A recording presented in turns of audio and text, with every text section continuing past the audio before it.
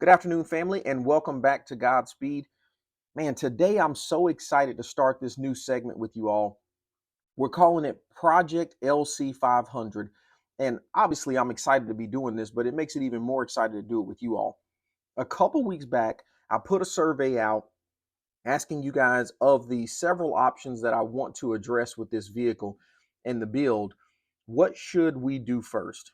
We had options on there for painting the calipers, lowering the car, doing a body kit, and unanimously you guys came back with we got to address the tint. So here we are today at Tint World. There's several locations, but I'm at the location off Satellite Boulevard in Duluth, Georgia. Got to give a shout out to Fadi, who helped me. He's the sales manager out there. Superb guy.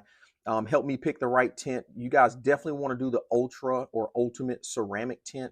That's the one that's going to give you 100% protection, or at least the most protection from the UV rays. So, you're not burning up on the side of the car when you're driving. I'm super excited because I had a chance to work with a true professional in the league, right? Chris out here has been doing tint for over 20 years. And let me tell you, it shows. I mean, not only did he treat my car like a baby, but he was just the best to work with.